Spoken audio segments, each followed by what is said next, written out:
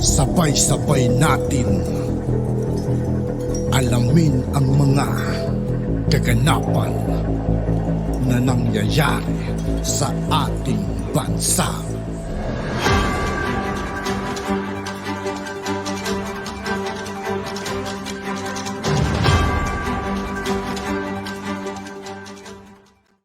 Yo, what's up mga kaibigan? This is I2K po again. Ngayon nandito ulit tayo sa channel ni Philippines Trending News. Dito ulit tayo magbibigay ng komento at reaksyon. Pero bago ang lahat ng yan mga kaibigan, sa lahat ng hindi pa nakasubscribe kay Philippines Trending News, mag-subscribe na po tayo at huwag nyo rin pong kalimutan mag-subscribe dito sa aking channel. Simulan na natin. Let's go! Matabilang dila ni Senator Hontiveros, no? Unang-una, naging kasama Bungad pa lang mga kaibigan, real talk na agad yung sinasabi rito. Pero totoo yun, matabil talaga ang bibig nito.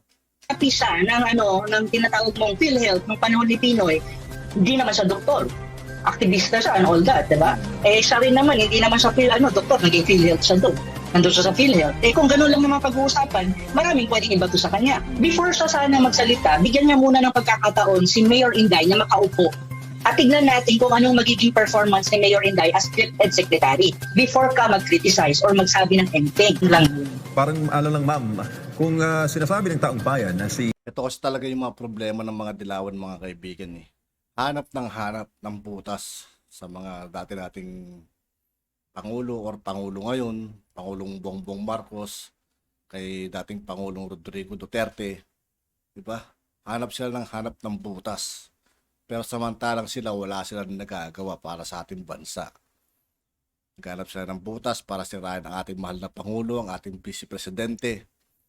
Kaya sana mga kaibigan sa susunod na eleksyon, Risa Hontiveros, huwag na ho natin iboto. Tapos bali-balita pa mga kaibigan, tatakbo raw siya bilang Pangulo. Damn. Senator Hontiveros yung nag-iisang magiging taga-kontra sa Senado, ngayon pa lang maaga siya nagtatrabaho. Partner. Oo nga. Kumbaga hindi rin siguro nakita ni Senador Risa Hontiveros. Na-over naman siya. Oo, kung ano yung kanyang, saan din siya galing. Kung akma ba sa kanyang naging posisyon sa nakalipas, yung kanyang trabaho. Ayan, so... Oh, another example, Mark Villar, Senator Mark Villar. Hindi naman engineer si Mark Villar CE or civil engineer kasi DPWH yan. Usually mga projects yan, infrastructure, building and construction. Usually ang gumagawa, ang may alam dyan, ang CE is civil engineer. Hindi naman MBA yan sa ibang bansa. Master's in Business Administration, hindi naman siya engineer O bakit successful ang DPWH when you talk about build? Yan ang tanong Huwag mong sukatin doon kasi executive level na ang secretary. As long as you have the ability and the intelligence, no? Ang importante kasi dyan, ang umuupo dyan, matalino. May intelligence, may tinatawag ang acumen. Kasi kahit anong pag nasa harap mo, kahit mapano, may talino ka, malalaman mo kung anong gagawin mo. Tapos ngayon, kung decisive ka, na-experience ka in implementation, then, kasi executive position yan So yun yung sinasabi ko. Masyado naman kasi si Madam Hontiveros, nagmamadali siya sa kanyang pagiging opposition, lone opposition in the Senate. Senator Risa Hontiveros na nabigyan pa ng tsansa pero muntik na rin malaglag sa listahan, hindi pa nga nanunumpa para sa bago. Tansya ko lang mga kaibigan sa susunod na eleksyon, talagang malalaglag itong mga to. Kiko Pimentel, Risa Hontiveros, yung mga yan. Mga anti-Duterte at anti-Marcos yung mga yan mga kaibigan. Isama nyo na rin si 10K, Cayetano.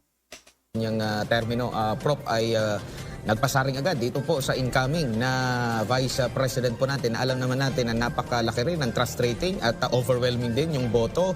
Parang ganun din po yung magiging tanong ko sa inyo doon sa possible na sapitin ni VP Leni. Ano po ang masasabi ninyo dito sa hakbang na ito ni Risa Hontiveros na mumunting tinik na lang na nakita natin dyan sa Senado. Possible siya siguro yung magiging minority leader dyan, no? Dahil siya lang na ata yung oposisyon, no? Ng recent administration din. Ano po masasabi niyo dito, ma'am? Masyado namang matabilang dila ni Senator Hontiveros, no? Unang-una, naging kasapi siya ng tinatawag mong PhilHealth ng panahon ni Pinoy. Hindi naman siya doktor. Aktivista siya and all that, diba? So why question Mayor Inday right now? No, about being DepEd Secretary or to be in the coming days, no, maging DepEd Secretary. Maging kontra na lang yung mga yan kasi tingin nila may mga naniniwala pa sa kanila. Kung mga nagpapapansin na lang din yung mga yun, sa totoo lang, sila Hontiveros. Pabida, ganun. Kunwari may alam, kunwari may nagawa kahit wala. Siya rin naman, hindi naman siya doktor, naging PhilHealth siya doon. Nandun siya sa PhilHealth. Eh kung ganun lang Kaya ang laki pa ng anomalya nila sa PhilHealth hanggang ngayon. Hindi pa, pero pag hinukay yan mga kaibigan, malamang sa malamang. Pag pinatupad pa yung death penalty, malamang isa rin sa bibitayin yan. Yung mga anomalya dyan sa gobyerno, ba't binibita yung mga yan eh. na mapag-uusapan, maraming pwedeng ibato sa kanya. Diba? Ang ano ko lang dyan kay Madam Risa, alam mo yon, before siya sana magsalita, bigyan niya muna ng pagkakataon si Mayor Inday na makaupo. At tignan natin kung anong magiging performance ni Mayor Inday as DepEd Secretary before ka mag-criticize or magsabi ng anything. Kasi to be honest, an executive position, though it's an education thing, no? It's a Department of Education, focus mas education. A lot of things na ginagawa ng isang leader ng department is more on what? It's still the same. It's like a mayor in one city. Ganun din yun. Execution yan, implementation. Actually, mas maganda nga si Mayor Sara kasi may experience na siya sa pagiging mayor niya. Ang implementation ng mga project, ng mga programa sa Davao, makikita mong talagang natutupad at nangyayari. It's the same in the department. Kahit anong department ang pag-usapan mo. Kasi ano naman yan eh, ang katulong naman dyan, hindi naman lang siya dyan nakaupo, no? May mga USEC siya, may mga ASEC. Lahat yan probably will have a background on education talaga. Na yun ang pinag-aralan, yun ang kanilang PhD and all that.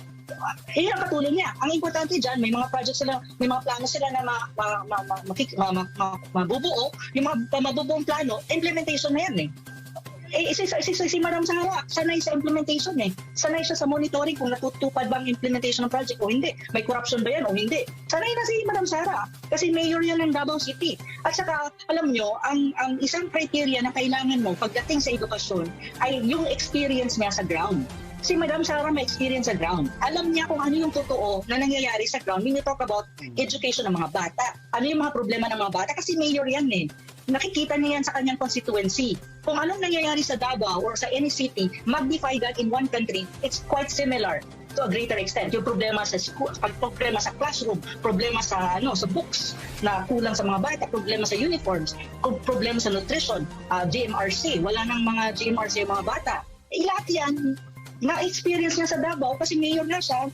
Lahat naman ng aspeto ng Davao, lahat ng sektor under mayor eh. So nakita niya yun, na-experience na yun. So dadalhin lang niya yun sa pagiging deputy secretary niya. At doon, magkakaroon siya ng input kung paano niya bubuuin ang programa niya bilang deputy secretary. At dahil nga implementor siya, kasi executive position ang pinanggalingan niya bilang mayor sa tagal ng panahon, when we can expect a good implementation of all the programs and projects na maaaring mabuo sa kanyang panunungkulan bilang DepEd. At doon natin siya sukatan at doon natin siya i-judge. Huwag ngayon na hindi pa siya umuupo. Yun naman, give her the chance to prove herself na kaya niyang i-handle ang Department of Education, though ang kanyang background, when you talk about academic, when you talk about kung anong kanyang pinag-aralan is pagiging lawyer.